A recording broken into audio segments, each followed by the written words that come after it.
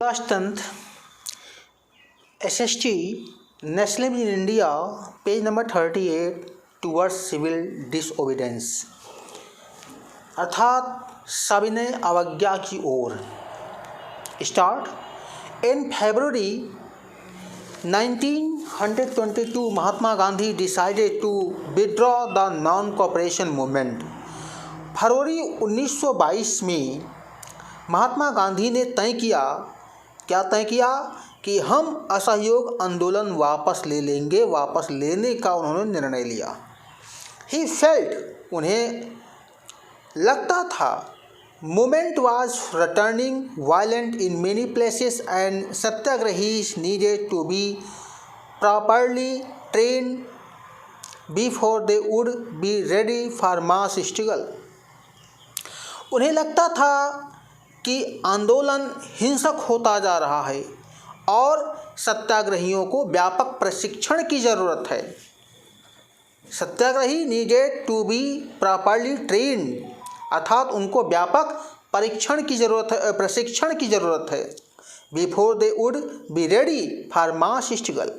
Within the Congress, some leaders were by now tired of mass struggles and wanted to participate in elections to be provisional councils that had been set up by the Government of India Act of 1919।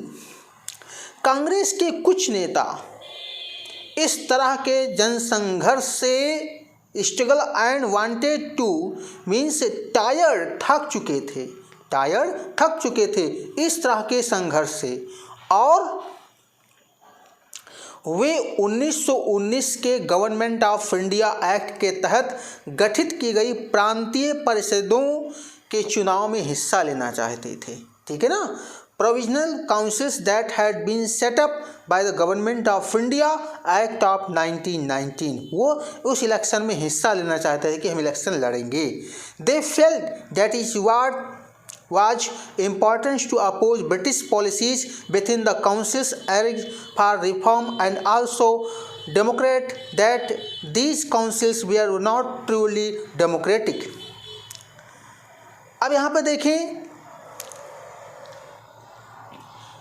उनको लगता था कि परिषदों में रहते हुए British नीतियों का विरोध करना, सुधारों की वकालत करना और यह दिखाना भी महत्वपूर्ण है कि यह परिषदें लोकतांत्रिक संस्थान नहीं हैं। अर्थात कांग्रेस चाहते थे कि हम यदि विधायिका परिषद में अगर सदस्य बन जाते हैं तो हम सरकार के अंदर से अंतः नीतियों की हम विरोध कर सकते हैं। ठीक है ना। उसके तहत that these councils we are not truly democratic. C.R. Dawes and Motilal Nehru formed the Swaraj Party within the Congress to act for the return a council's politics, but younger leaders like Jawaharlal Nehru and Subhash Chandra Bose pressed for more radical mass agitations and for full independence। C.R. दास और मोतीलाल नेहरू ने परिषद लोकतांत्रिक राजनीति में वापस लौटने के लिए कांग्रेस के भीतर ही स्वराज पार्टी का गठन कर डाला। अर्थात कांग्रेस के भीतर ही स्वराज पार्टी का गठन कर डाला। जवाहरलाल नेहरू और सुभाष चंद्र बोस जैसे युवा नेता ज़्यादा उग्र जन आंदोलन और पूर्ण स्वतंत्रता के लिए दबाव बनाए हुए थे। ठीक है ना। आप सुभाष चंद्र बोस ये हिंसा के तहत जो है ये उग्र होकर के सरकार का विरोध अर्थात ब्रिटिश हुकूमत का विरोध कर रहे थे। इन सच ए situations of internal debates and decisions, two factors again shaped Indian politics towards the late 1920th century। आंतरिक बहस व असहमति के इस माहौल में दो ऐसे तत्व थे जिन्होंने 20 के दशक के आखिरी सालों में भारतीय राजनीति की रूपरेखा एक बार फिर बदल दी। The first was the effect of the worldwide economic depressions। पहला कारक था विश्वव्यापी आर्थिक मंदी का असर। This first was the effect of the world wide economic depression. आर्थिक मंदी, विश्वव्यापी आर्थिक मंदी का असर। Agriculture prices began to fall from 1926 and collapsed collapsed after 1930। 1926 से कृषि उत्पादों की कीमतें गिरने लगी थीं और 1930 के बाद तो पूरी तरह धराशायी हो गई, कोलैप्स हो गई। As the demand for agriculture goods fell and exports declined, peasants found it difficult to sell their harvest and pay their revenue. By 1930, the countryside was a turmoil, उथल पुथल। अर्थात अब देखें, कृषि उत्पादों की मांग गिरी और निर्यात कम होने लगा तो किसानों को अपनी उपज बेचना और लगान चुकाना भी भारी पड़ने लगा। 1930 तक ग्रामीण इलाके भारी उथल पुथल से गुजरने लगे थे। Against this background new Tory government in Britain constituted a statutory commissions under Sir John Simon set up the response to nationalist movement. The commissions was to look into the functioning of the constitutional system in India and suggest changes. इसी पृष्ठभूमि में Britain की नई टोरी सरकार ने sir John Simon के नेतृत्व में एक वैधानिक आयोग का गठन किया, अर्थात एक कमीशन का निर्माण किया। किसके? सर जॉन साइमन के नेतृत्व में। किस सरकार ने? टोरी गवर्नमेंट अर्थात British. Okay, set up it response to nationalist movement और राष्ट्रवादी आंदोलन के जवाब में गठित किए गए इस आयोग को भारत में संवैधानिक व्यवस्था की कार्यशैली का अध्ययन करना था। अर्थात जो ये आंदोलन है, उस आंदोलन में क्या हो रहा है, कैसे हो रहा है, कौन कौन से तत्व इसमें शामिल हैं, ये सभी जो है इस कमीशन के तहत सभी पूर्ण रूप से इसका अध्ययन होना था। India suggests changes. This problem was that the commissions did not have a single Indian member; they were all British. अब आप ध्यान से सुने यहाँ पे, इस पूरे कमीशन में कमीशन पहला कार्यशैली का अध्ययन करना था, उसके बारे में सुझाव देने थे, लेकिन इसमें दिक्कत ये थी कि इसमें कोई भारतीय सदस्य नहीं था, सभी सदस्य ब्रिटिश के थे। ठीक है ना, सभी किसके थे? ब्रिटिश के थे। Next, when the Simon Commission arrived in India in 1928, it was greeted with the slogan "Go back Simon." जब 1928 में जब यह कमीशन भारत पहुंचा तो इसका स्वागत कैसे हुआ? Simon go back, Simon commission वापस जाओ। All parties including the Congress and the Muslim league participated in the demonstrations. अर्थात कांग्रेस और मुस्लिम लीग सभी पार्टियों ने प्रदर्शनों में हिस्सा लिया था और in effect and win them over the victory Lord Irwin announced in October 1929 a wave offer a dominant status। अर्थात इस विरोध को शांत करने के लिए वायसराय लॉर्ड इरविन ने अक्टूबर 1929 में भारत के लिए डोमिनियन स्टेट्स का गोलमोल सा ऐलान कर दिया। Dominion status for India in unexpected futures and round table conference to discuss a future constitutions।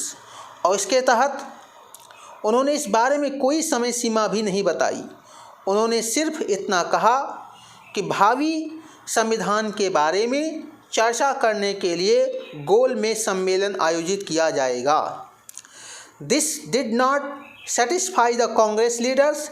The radicals within the Congress led by, अब देखें, इस प्रस्ताव से कांग्रेस के नेता संतुष्ट नहीं थे। Jawaharlal Nehru and Subhash Chandra Bose became more assertive। यहाँ पे असर्टिव का मतलब तेज तर्रार, आक्रामक तेवर। ये दोनों नेता एक आक्रामक तेवर अपनाने लगे थे। द लाइबेरल्स उदारवादी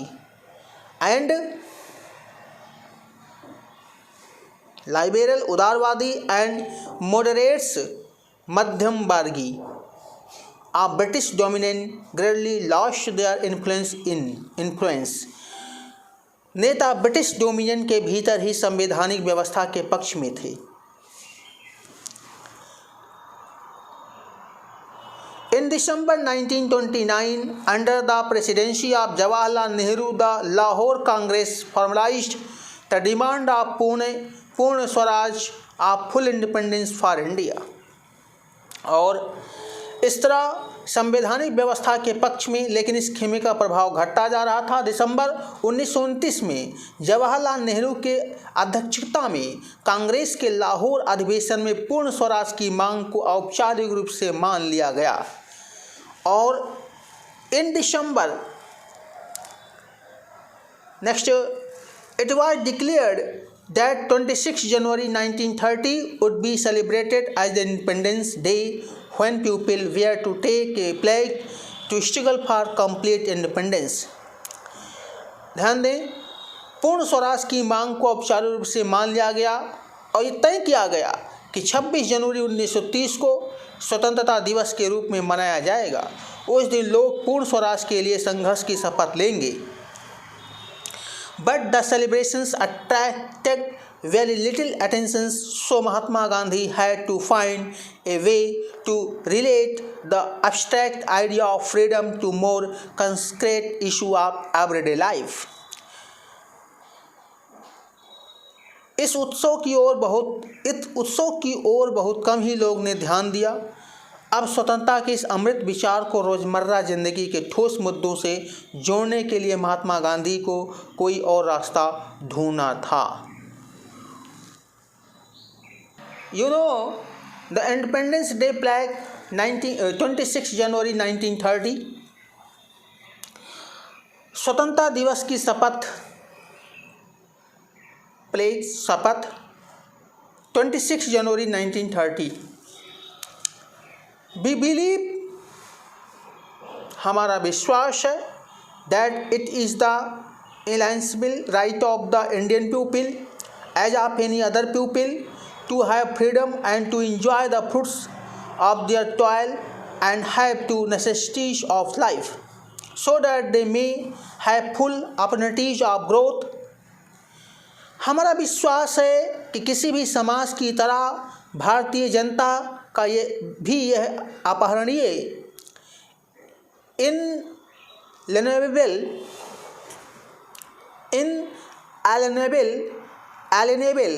अपहरणीय अधिकार है कि उन्हें आज़ादी मिले, अपनी मेहनत का फल मिले। ठीक है, अपनी मेहनत का फल मिले। Freedom and to enjoy the fruits of their toil means अपनी मेहनत का फल मिले। एंड हैव द नेसेसिटीज, और जीवन की सभी आवश्यकताएं पूरी हो। नेसेसिटीज आवश्यकताएं ऑफ लाइफ मीन्स जीवन की सभी आवश्यकताएं पूरी हो। So that they may have full opportunity of growth, और इसके आगे बढ़ने के भरपूर अवसर मिले। We believe also that if any government deprives a people of these rights of to oppress them, to people have to future further right to alter it or to abolish it। हमारे विश्वास है कि यदि कोई भी सरकार अपनी जनता को इन अधिकारों से वंचित रखती है और दबाती है, तो जनता को भी सरकार को बदलने या उसे समूल समाप्त करने का अधिकार है। The British government in India has not only deprived the Indian people of their freedom, but has based itself on the exploitations of the masses and has ruined India economically, politically, culturally and especially। ध्यान दें, हम भारत में Brittany सरकार को न केवल भारतीय जनता को स्वतंत्रता से वंचित किया है, बल्कि उन्हें जनता का शोषण किया है और देश को आर्थिक, राजनीतिक, सांस्कृतिक और आध्यात्मिक, स्पिरिचुअली आध्यात्मिक स्तर पर नष्ट कर दिया है। We believe therefore that India must sever the British connections and attain Purna Swaraj और कंप्लीट इंडिपेंडेंस। और इसलिए हमारा विश्वास है कि भारत को अनिवार्य रूप से ब्रिटेन के साथ अपने सभी संबंधों को समाप्त करके पूर्ण स्वराज प्राप्त करना चाहिए। तो ये जो एक शपथ है वो 26 जनवरी 1930 के लिए था। ठीक है, next 3.1 the salt march and the civil disobedience movement. नमक यात्रा और सविनय अवज्ञा आंदोलन, civil disobedience movement. Mahatma Gandhi found in salt a powerful symbol that could unite the nation. देश को एकजुट करने के लिए महात्मा गांधी को नमक एक शक्तिशाली प्रतीक दिखाई दिया, क्योंकि सरकार ने नमक पे कर लगा दिया था, बहुत सारे टैक्सेस।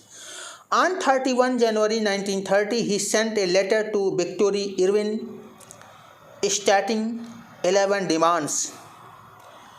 31 जनवरी 1930 को उन्होंने वायसराय इरविन को एक खत लिखा, एक लेटर दिया, जिसमें 11 डिमांड्स का उल्लेख किया गया, 11 मांगों का उल्लेख किया था। Some of these were of general interest, other were specific demands of different classes। इनमें से कुछ सामान्य मांगी थी, जबकि कुछ मांगे उद्योगपतियों से लेकर किसानों तक विभिन्न तबकों से जुड़ी थी। This idea was to make the demands wide-ranging so that all classes within Indian society could identify with them and everyone could be brought together with a united campaign। Gandhi ji इन मांगों के जरिए समाज के सभी वर्गों को अपने साथ जोड़ना चाहते थे, ताकि सभी उनके अभियान में शामिल हो सकें। The most stinging of all was the demand to abolish the salt tax। Salt was the something consumed by rich and poor alike, and it was one of the most essential items of food। The tax on salt and the government monopoly over its productions, Mahatma Gandhi declared revolted to most oppressive for face of British rule। अब देखें, इनमें सबसे महत्वपूर्ण मांग नमक कर को खत्म करने के बारे में था। आपको पता है कि नमक अमीर हो गरीब हो, सभी अपने भोजन में एक जैसा इस्तेमाल करते हैं। एक जैसे का मतलब ना कोई कम इस्तेमाल करता है ना कोई अधिक, एक सामान्य मात्रा में। कम करेगा तो भोजन फीका हो जाएगा, अधिक मात्रा में करेगा तो वो